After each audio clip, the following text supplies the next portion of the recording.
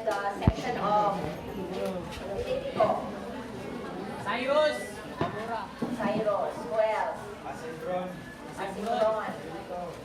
Christoph. Suelto. Gataras. Okay.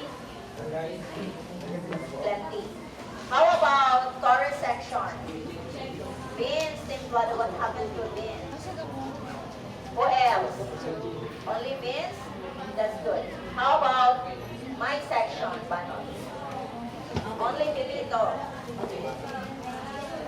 Algo. Okay. Bigan, Tulfo. 3. Okay, reminders everyone.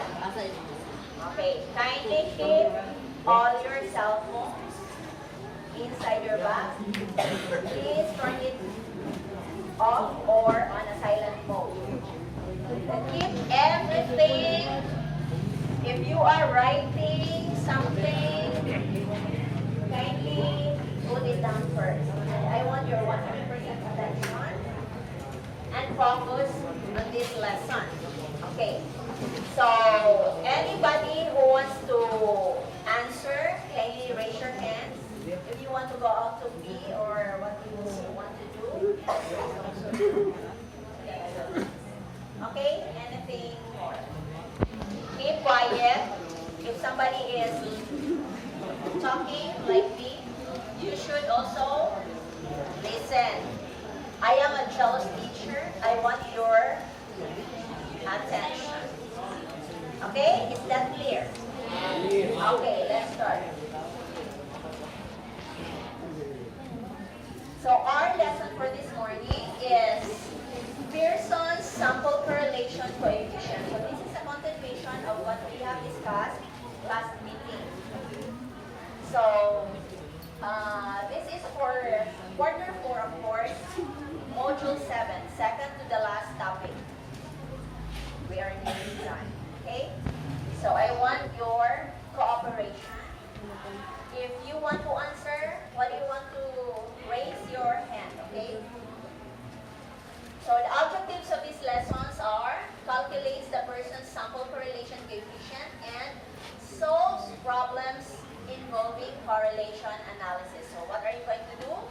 You will be solving. So that you will know how to solve, you should listen. Okay? Okay. Indicators. This is supposedly from Ma'am De La Cruz, but I still want you to know what are this. So this lesson is in connection and correlated with statistics and probabilities. Why? In the research, we will be using Pearson R. So, who have observed the final events of the research yesterday with grade 12? Okay. What statistical tool most of the groups were using? Pearson's R. So this is very important. You will also be doing your research when you will be in grade 12. So please take note of this lesson. Okay? So, geometry. Why geometry? What is in geometry? We have shapes, angles, right? So we will also be dealing with shapes and angles here. So that's why it is interconnected with statistics. Geometry, I mean. How about algebra? Because there are numbers and variables, and of course there are coordinates. So what are the coordinates? The Cartesian plane or Cartesian chart. What are those? Your x, comma, your y. Okay? How about English? Yeah, because we are using the medium of instruction in English. But however, since we are going to also be using our mother tongue, which is our dialect, Bisaya. So sometimes, if you cannot understand I will be translating it also in our dialect. Okay? And then why ICT or Information Communication Technology? Because I am using the technology. My presentation is in PowerPoint presentation. I also have some pictures taken from the World Wide Web, which is also using the technology. It's so hot in the Philippines. Yeah. Where are our funds? You did not get it from the office. So you are still feeling cold here? Okay, so are you ready? Okay, let's begin. Okay, we will have this motivation. Let's have some kind of, are you familiar with a 4-feature game? You are going to guess the word from the pictures that we will be having. Okay? What do you think? You look at the clue at the... Why? Why do you think it's a relationship?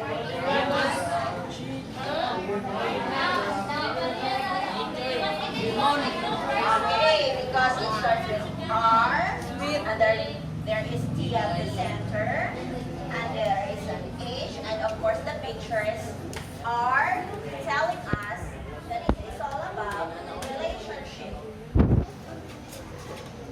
Okay, very good. How about this one?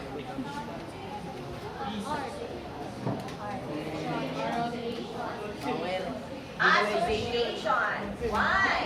Why do you think it's association? Okay, so they are together. Teamwork. So it's association. Very good. Right on. How about this one? Why?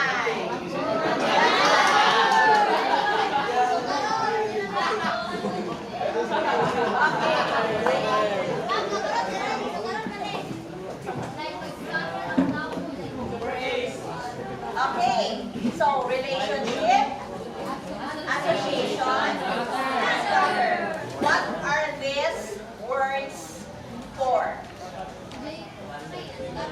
How are these words related to our topic?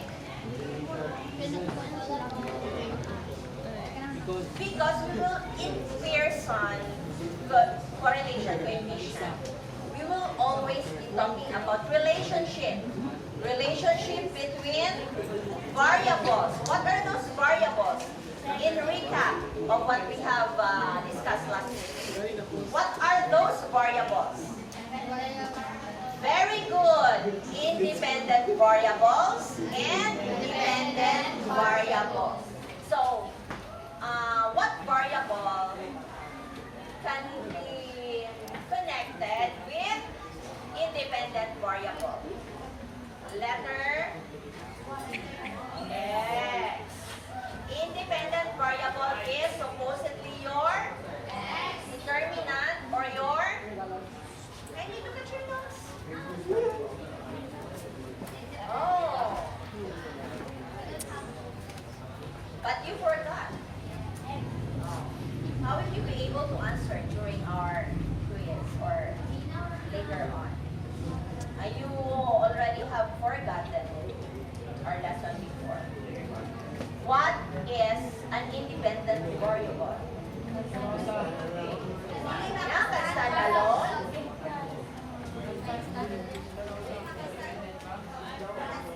There are 2 or 3, yes, independent variable.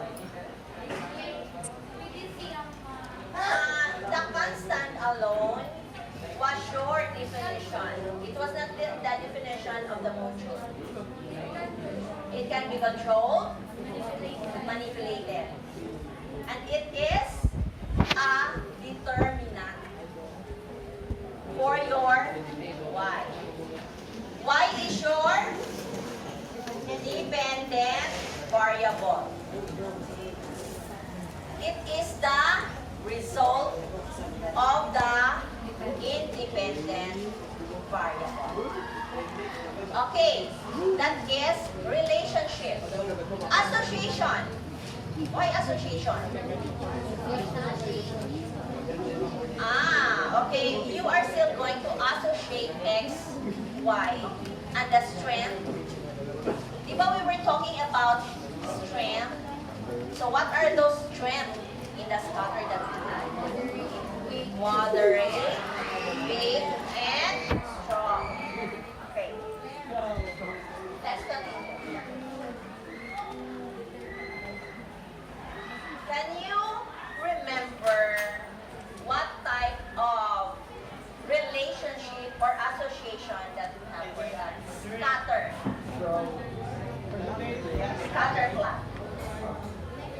It is a linear, negative, moderate. Why is it moderate only? 45 degrees angle. If it's a strong relationship, it should have an angle here of 45. Isn't it 45 degrees? It's 45 degrees. So it's a linear, strong relationship.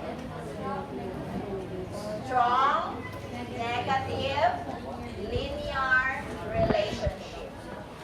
Why is it negative? As you can see, as your y, this is your y, increases, your x, no. As your x increases, your y decreases. That's an inverse one. Inverse relationship, right?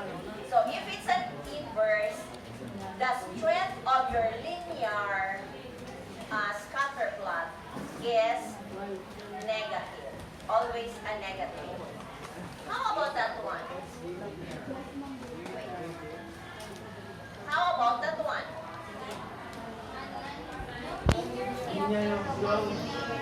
Okay, it's a positive, strong, positive, linear relationship. Why? Because as your x increases, your y also increases. So the proportion is direct. As your x increases, your y also increases. That's why the form of the linear is a straight line and it's a 1.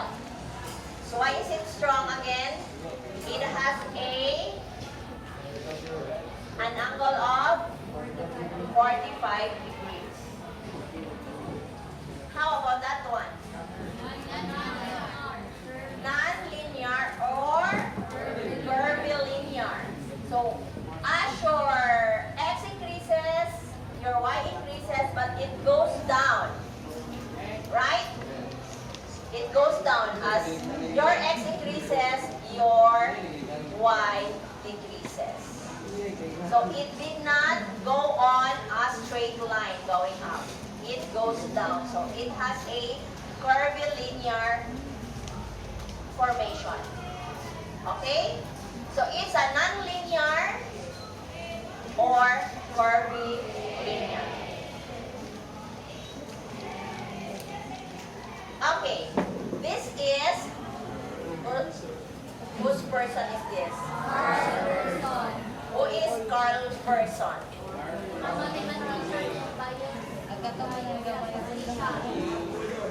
mathematician?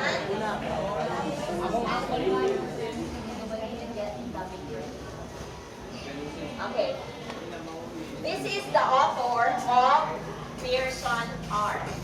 So Pearson R, meaning it was taken from his family name. So he authored the Pearson correlation coefficient. So who was he? He was an English and biostatistician. He has been credited with establishing the discipline of mathematical statistics. So this is his biodata. He was born March 27. He died already at the age of 79. Then he has how many children? 1, 2, 3 children. His parents, but his wife isn't there. Maybe he has plenty of wives. Right? Then he has awards. He was awarded with Darwin Medal and Weldon Memorial Prize. So in statistics, he is a well-known persona. Okay? Okay, let us define correlation. What is correlation? Kindly read everybody.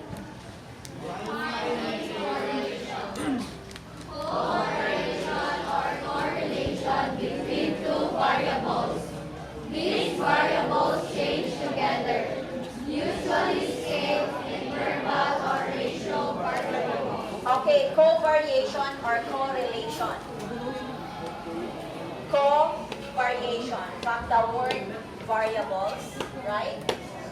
And relation. Of course, X and Y have relationship. These variables change together. So the positioning or the proportions of X and Y, it could be inverse or direct proportion. And usually scale. What is scale? Scaling. 1, 0, from 0 to 1, then 1 to 2. So it is scaled. It is being measured, right? So correlation coefficient. It is a statistic that quantifies a relation between two variables. Why quantifies? Because it involves numbers. Your X and Y coordinates are associated with numbers.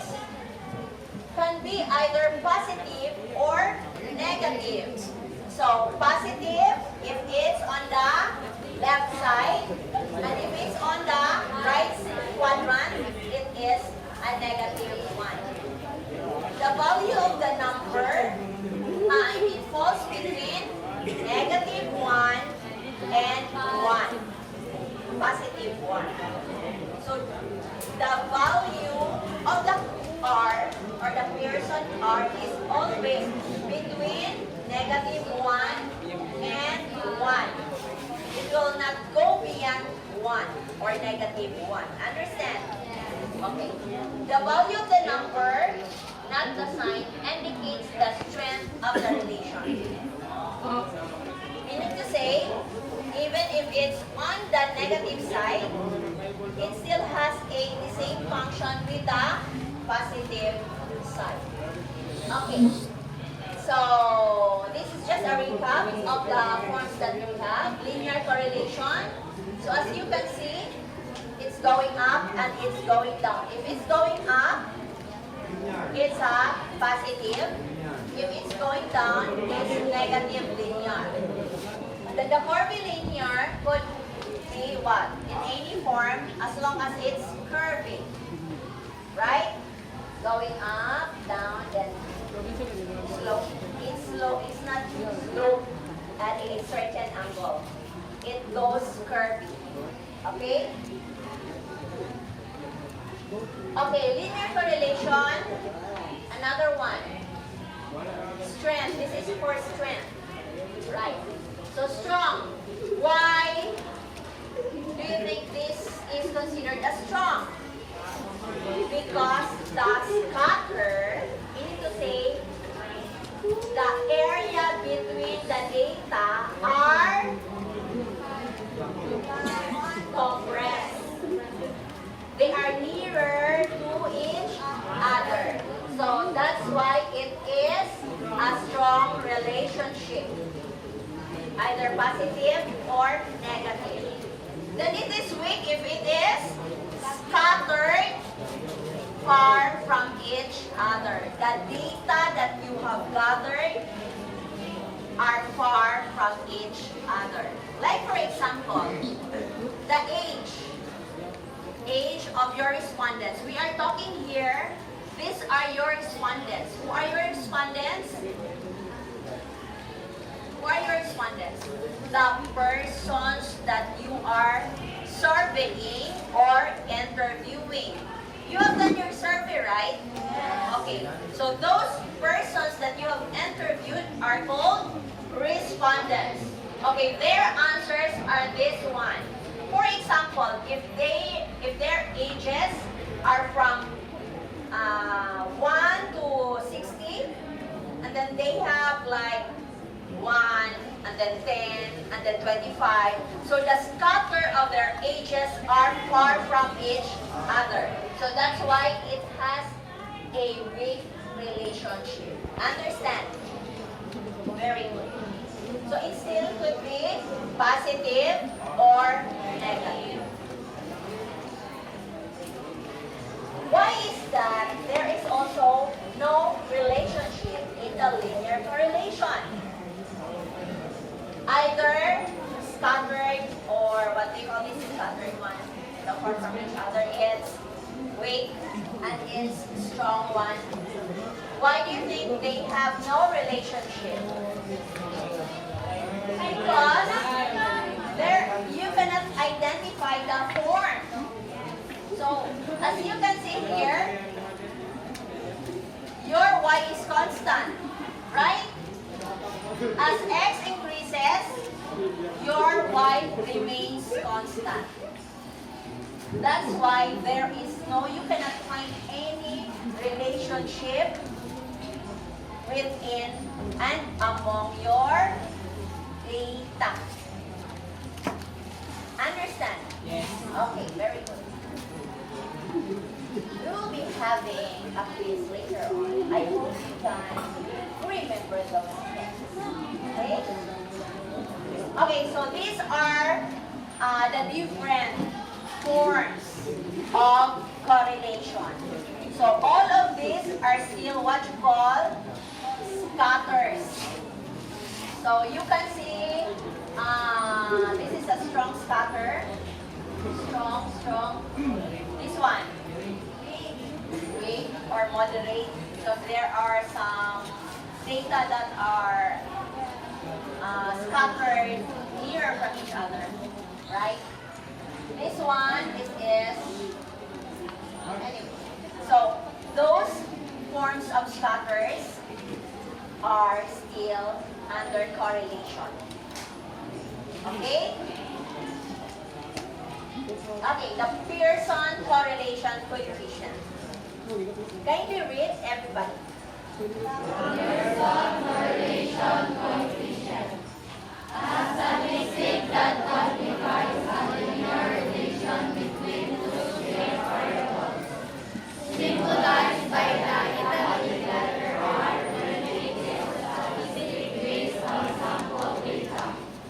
Symbolized by the italic letter P, O, when it is a population parameter. Okay. Quantifies a linear relation between two scale variables. What are those two scale variables again? Your x and your y variables, or your independent and dependent variables. Then it is R if it is statistic based. What is statistic based? Yeah. Based on sample data.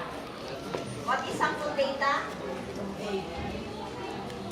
The data that you have gathered. Okay? Symbolized by the italic letter P if it's population parameter. Do you still remember population parameter? What is population parameter? Okay, very good, Benetes. It is part of the total population. It is actually your respondents. Like for example here in Bulok High School, you are grade 11 is just part of the total population of BBHS. Understood? That is what you call population parameter or your sample population. Oh, you forgot. That was in lesson, I think, lesson 4 or lesson 3. Okay. This is the formula for Pearson correlation coefficient. This is the formula, R. So in order for you to get R, you have SS for your variables x, y over the square root of the product between your double x and your double y. How are you going to get SSXY? This is the formula. So the formula for this, you have to get the summation. What is the summation? Total. So you are going to tally the data you gathered from each of your respondents. So if you have 20 respondents, you are going to add every data that they have. Okay? So that is your x squared. What is x again? Your variable, what type of variable? Independent variable or your determinant variable. So you are going to get the x squared first and then the total of the x squared minus 1 over n. What is n here? The number of respondents that you have. So in our example before, we have how many respondents? 20. So it would be over 20. Then multiplied by the summation of your x being squared. So the summation of x squared here is different from the summation of x being squared. Right? Okay, so you also do the same with your y. They have the same formula here. But the variable this time is on your dependent variable. Then after you get SS of XX and YY, you will already what?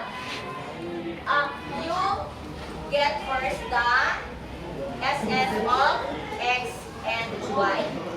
So this is the formula, summation of XY minus 1 over n times the summation of X and the summation of Y.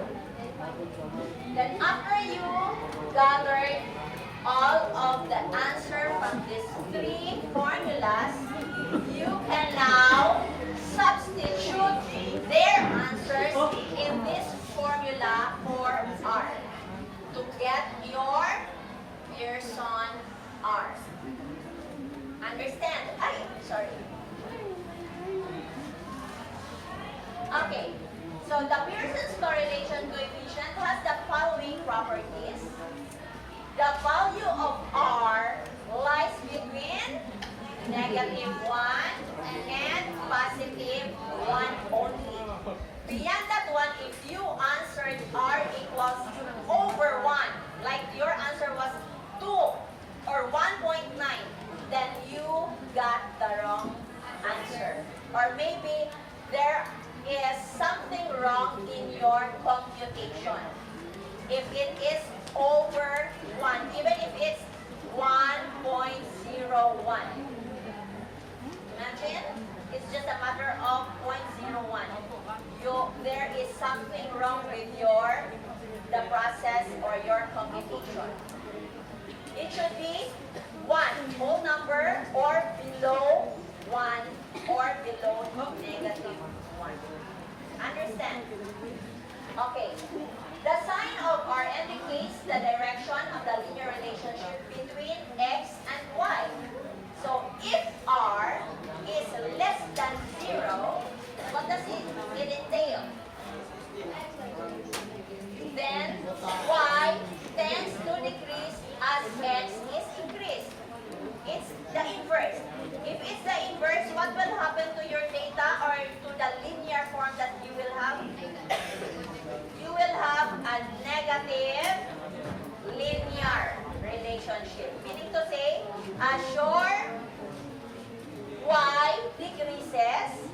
your x increases. How about if r is greater than 0? Then y tends to increase as x increases. So they have a direct proportion. So you will have what type of linear relationship? You will have a positive, the upward linear form, positive relationship. Understand?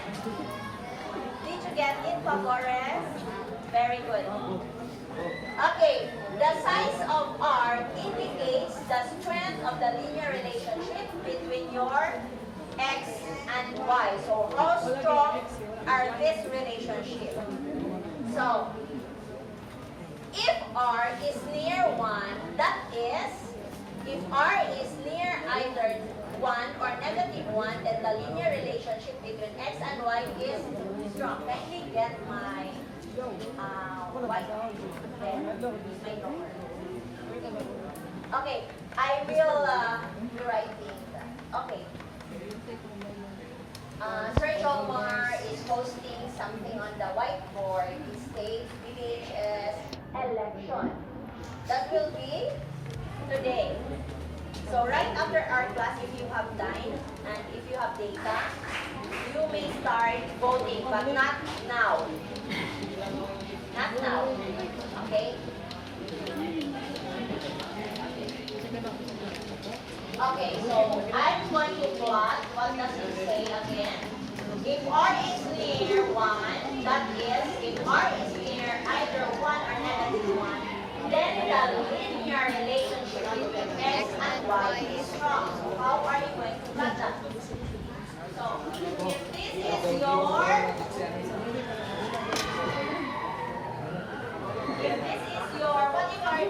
what do you call this one? Your Cartesian coordinates. So this is your Y, this is your X. So meaning to say this is on the negative side and your positive side. So if the scaling is 1, this one here is also negative 1 and 1. So what does it say there? Again, if R is if it is near negative 1 or 1, it is a linear relationship is strong. So where is it nearer? So if it is here, its portion is here, something here, then it is what? Strong, right? How about if it is near the 0? R, for example, R equals 0.08. So it's somewhere here. 0.8. What type of relations do you have?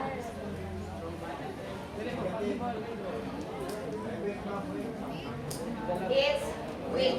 You will have weak relationship. So as your R goes nearer to 0, the relationship becomes weak. So between this one, you will have weak moderate. Right? Moderate. And if it is nearer to 1 and negative 1, you have the strong linear relationship. Understand? Yes. Okay, very good. If R is near 0, I already have explained that. Okay, this one. If your value of R is 0 to 0.19 or negative 0.19 to 0, your linear relationship is very weak, positive, or negative correlation. If it's 0.20 to 0.39 or on the negative side, it's weak, positive,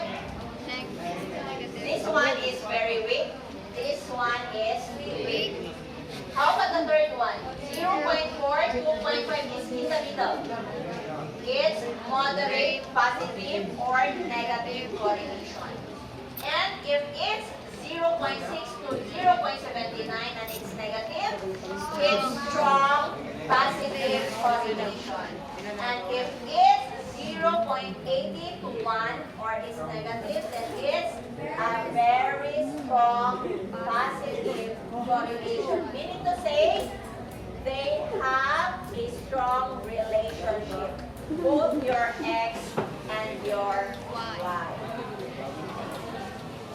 Understand? Okay. I'll just be posting this over our GC. Okay? I will save this as PDF later on. Okay? So that you can open. So the closer the value of R to 1 or negative 1, the stronger the relationships between the variables. This can be shown in the diagram below. So the scatter is mirror from each other. So positive and negative. So, like for example, R equals 0.024 and 0. Okay, this one, R is nearest to 0. So since it is nearer to 0, it is very big. So as you can see, it is scattered far from each other. How about R is 0.645? It's still weak to medium positive linear correlation. As you can see, there are some portions that are the data that are closer to each other. Same thing. This is weak to medium negative linear since it's going down. It's negative 0.58, so it's in the middle portions of the negative side. So it's a moderate weak to medium or moderate negative linear correlation. And this one, R is negative 0.022, which is most nearest to 0. It becomes no linear or non-linear correlation. Okay, kindly take note of the example. Compute the linear correlation coefficient for the height and weight as shown in the table below. So what are your height? What are your variables here? The height and your weight. So your X here being height or your independent variable and your weight. Okay, by the way, in most of the topics of the research, the first variable is always the independent variable or your X. Take note of that. The second variable is always your independent variable. So it is the result of your independent variable. So even if the title, what is the title of your research? Okay. In their group, the title of their survey or research is the impact of social media to the academic performance of the students. So, what are the variables there?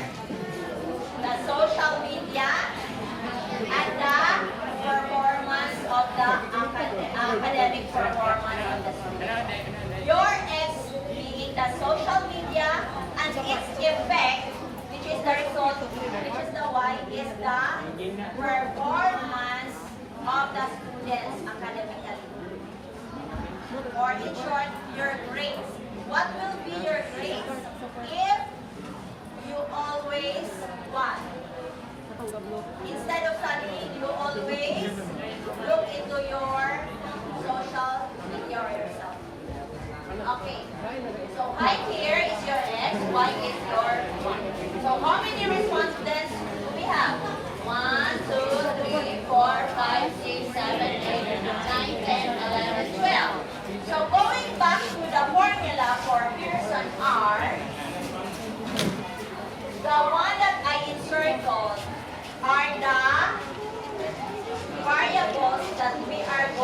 solve first.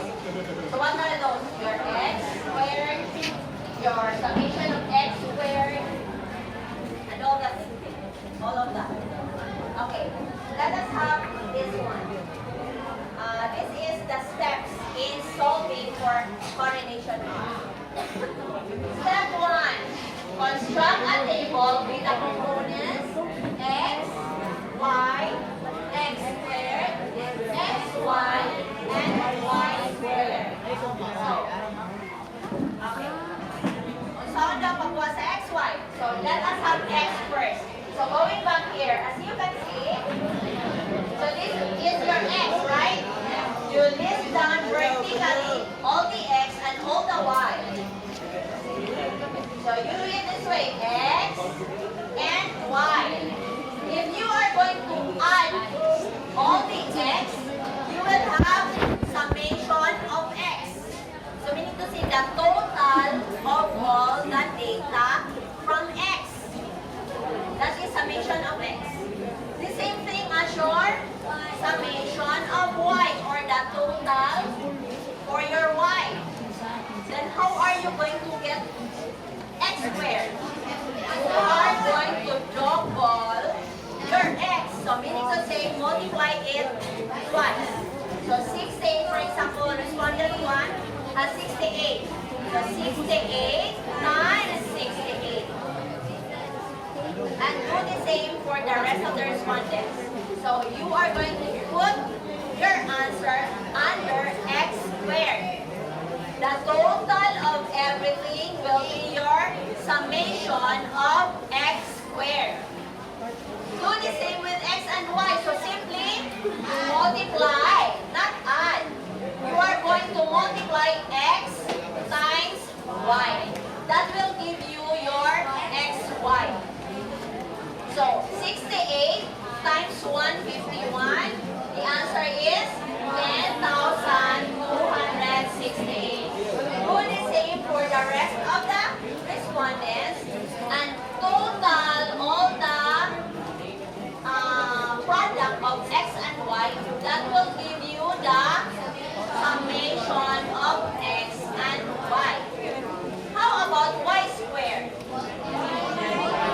You multiply twice y itself. Y times y will give y squared. So 151 times 151 will give 22,801.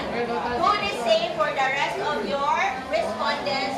Total everything under y squared. That will give you summation of y squared. Now you already have all the summations. Next step is compute for SS of sub XX, sub XY, and YY. Okay, so you are just going to substitute the formula with the summation that you have from your computation. So summation of x squared, how much? X squared is 61,537. So that's why 61,537 minus 1 over 10. 12. Okay, 12. Number of respondents is 12. Let's count again. 1, 2, 3, 4, 5, 6, 7, 8, 9, 10, 11, 12. That's why your n is 12. And then, times. You multiply it with the total of x. Take note, this is not x squared. This is the total of x. So where is the total of x? This is the total of x being squared. So 859 times 859. Because x squared, the summation of x squared is different from the summation of x times x. Okay? XY, and YY. Once you already have the answers of these three formulas, you are going to use the formula for Pearson R. You are now going to substitute the answers to the formula. So what is SS of XY? You look for it. SS of XY is 244.583 divided by the square root of what is SS of XX? 46.9167 times the SS of YY. What is SS of YY?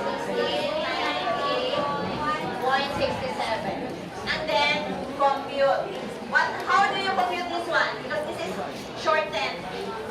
You are going to carry over first the 244. You do the denominator first. Okay.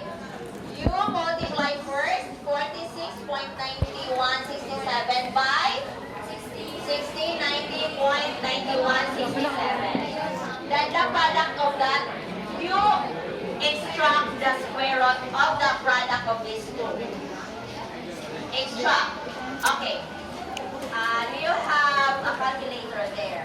How much is 46.9167 times 1690.9167? Total is? Okay, 79,392.7,332.2315 something. And then you get the square root of that number. How much? Okay, let us write it here. 244.58. So your R here is 244.58 over how much is the square root of, what was it again, Benetes? 79,000. 79,000.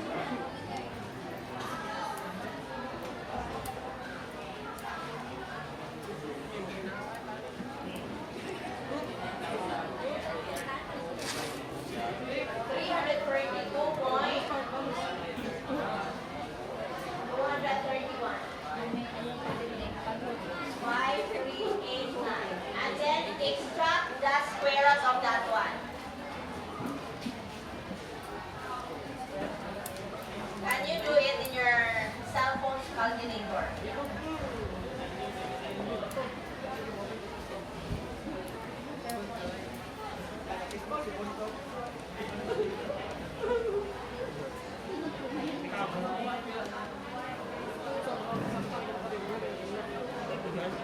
How much?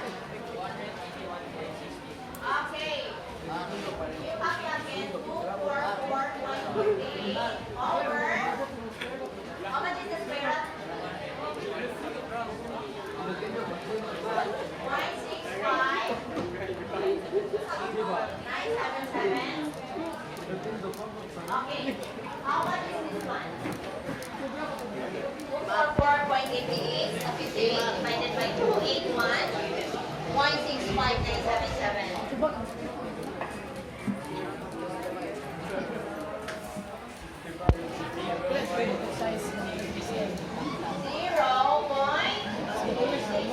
So this is your R.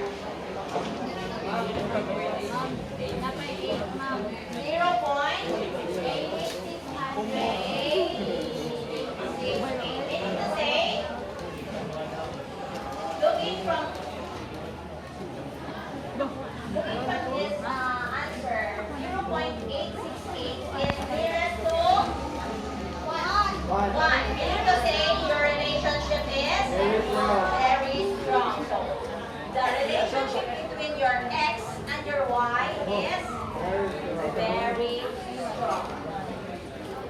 Now you know how to do it?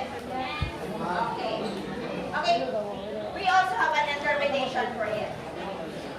Since the value of R is greater than 0, so R is greater than 0, R positive.